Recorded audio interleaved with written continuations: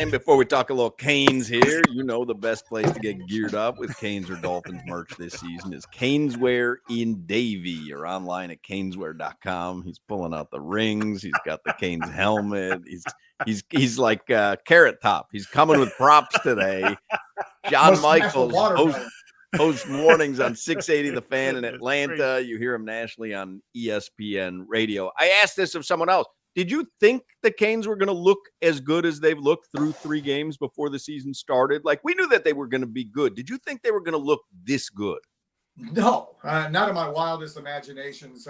Let's think about it. Everything that they had to change in the offseason was based on what? The defensive side of the ball. New defensive coordinator and Corey Heatherman, who had only called plays for 1 year as a defensive coordinator, and that was last year at Minnesota. You brought in like 5 new guys in the defensive backfield, a couple of new defensive tackles. I thought we'd be good. But this team looks national championship good. I know I said it a couple of weeks ago when they beat Notre Dame, but I truly believe when you have lines of scrimmage built this way that can kick your ass from the word go, and those dudes aren't backing down from anybody. I'll tell you right now, Ruben Bain's the best player in college football, hands down, period. Not quarterback, not wide receiver. He's the best player in college football. When you have that, you look this good. Yeah, John, I've been saying it, man. Ruben, they wouldn't even run to the left. They did not want to go anywhere around number 4, which was very impressive. And then Beck, I was questioning Beck. Beck's spinning that thing too right now. Is there any weakness on this team? Because I would honestly say DB. Because those young guys, I don't know them. They, like the receivers are starting to step up. Those young guys at defensive back, if they do have a problem, is that where it's at? If there is one, because they've given up now 3 games in a row, they've given up explosive plays. You had a couple of explosives to South Florida. One of them was a coverage bust. You had the big explosive play that you gave up, obviously, to Notre Dame. The tight end broke loose on everything that was there. So I think the explosive plays still become a thing. But when you're getting pressure in like 2 seconds, and it's not just Bain, it's Mesidor, and it's Lightfoot, and it's Blunt, and it's Blay, and it's, just go down the list of these different guys. It feels like 80s Miami once again. And when you're getting that, it's going to mask some of the deficiencies. And I think the longer these guys play again with each other in the backfield, and I probably shouldn't say that either, much like you can't say they're getting D'd up. Can't have Not D'd hard. You can get D'd up. You can't get D'd hard. Yeah, you can't get D'd hard. Very clear. If these guys play together longer, they're just going to get better. And truthfully, after Florida State, they don't play a good quarterback other than Kevin Jennings and maybe C.J. Bailey of NC State the rest of the year. The next good one they might play is Haynes King in about a month and a half, 2 months when we play them in the ACC championship game. Hey, John, are you sick of the USF thing every year as I am?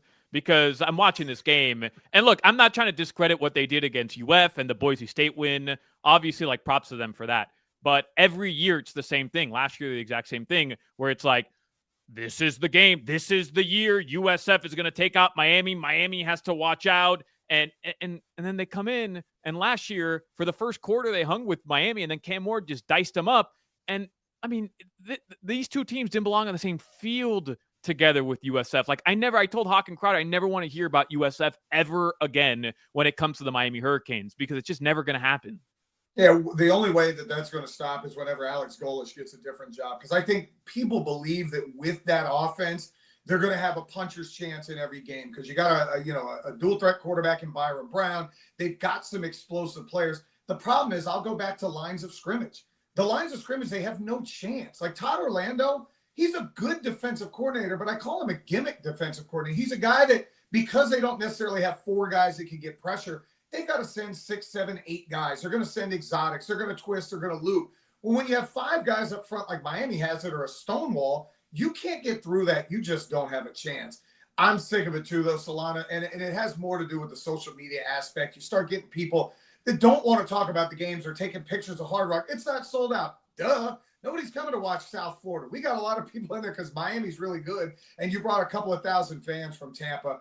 What else do you do? I don't like playing games like that because it's all risk, no reward. Channing, you know this very well. Beating USF, had Florida beaten them, it's just you handed them $5,000 to win the game. You got nothing out of it. Losing the game, now all of a sudden your coach is on a hot seat, and your quarterback, that people want to run him out of town already. How about Saturday against Florida? What about the game scares you, or does nothing scare you? I mean, if I want to be non-cocky, unbiased radio guy, they've only given up 2 defensive touchdowns. So they're pretty good on the defensive side of the ball. Now, I'll argue that Clemson is not very good offensively. I just saw them in person Saturday. Their lines stink. I think LSU's offensive coordinator not really calling the greatest game. So if I want to be real, that defensive front, I know Caleb Banks, I think I just read something that he may not be playing. If he's out, I don't feel really nervous about anything, but defensively, they're pretty good. If we let DJ Lagway slice and dice us, we got huge problems. I don't see that happening. Let's stay unbiased, John, because I know you know ball. Are you? I don't know. I hate this week. Are you high on DJ Lagway as you were? Because I'm not seeing, I'm not seeing what I thought I was going to see. Yeah, I thought at the beginning of the year, I didn't buy into the Heisman hype that was put around DJ Lagway. But Channing, I really bought into the fact that this could be the guy that saves Billy Napier's job and elevates Florida to 7, 8, 9 wins, just depending on how the schedule broke out this year, which obviously they have a tough schedule. What I see right now is a kid that looks like he didn't practice during the spring. He hasn't thrown the ball with his receivers during the summer. He looks like he's a little bit gun shy. And now the LSU game, he was seeing ghosts. I mean, he was making throws. That post route that he throws down the middle of the field when it's 20-10 and you're in field goal range with about 5 minutes left, he threw it into triple coverage and never gave his receiver a chance. I'm afraid right now that this may be a lost season, not only for him, but for Florida. And if it is, does it start to get in between the ears with DJ Lagway? Physical talent, you can see there. He's 6'3", he's 240 pounds. He's got a rocket for an arm, but he's not seeing it right now. And if you don't see it, defensive coordinators know you're not seeing it, and they're just going to get after you. Hey, real quick, John, because we're going to run out of time. You think Mike McDaniel has run out of time?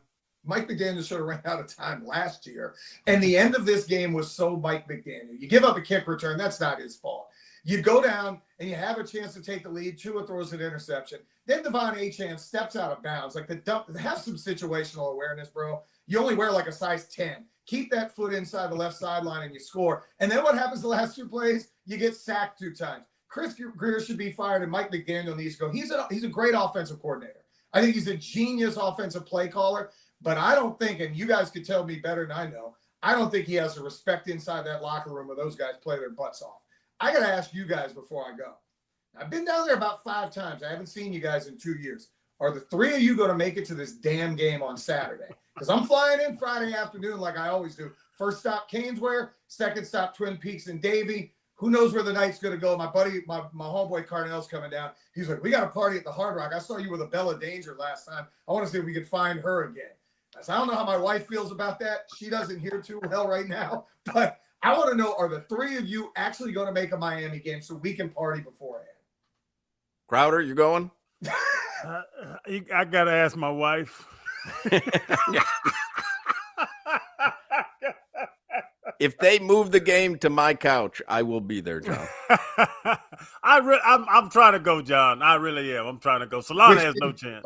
The fact that you said try to go, there's 0 chance you're going. Solana at least kept it real with me. He said he's got to rest up for heat season. So he's trying to get some rest right now. I got a big FIU Delaware game this Saturday, John, at Pitbull Stadium. Solana's such a fraud because they had the FIU FAU game this past weekend, the Shula Bowl, they call it.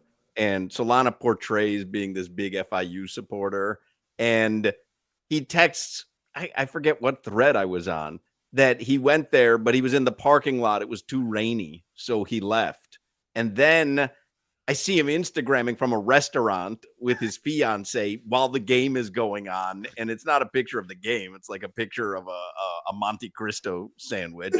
And then I see him respond to someone on Twitter, best game I've ever seen as an FIU fan. And he used the I've ever seen instead of I was ever at, even saying all week long that he was going to be there. That guy's a fraud. Oh, my goodness. Well, I will text the 3 of you. I don't expect much of a response. I don't even know if I have Channing's real number anymore. I think I still have your number. But I will text you guys. I hope to see you. If not, I'll see Brett and Jeff over at Canesware, and I'll see all the other Canes fans. They always love to walk up to me and they go, dude, I love you on Hawk and Crowder. Well, I appreciate the support. So hopefully I get to see you guys. If not, maybe next year. You John, are the voice of the Canes fan, no doubt. John, I'm neutered. No pull. If you would D hard, then maybe you would. There you go. You see? You see? Could learn a thing or two from Jalen Waddle. Absolutely. All right. John Michaels, 680 The Fan. See you, John. See ya. Look at that. That's a badass exit right there. It is.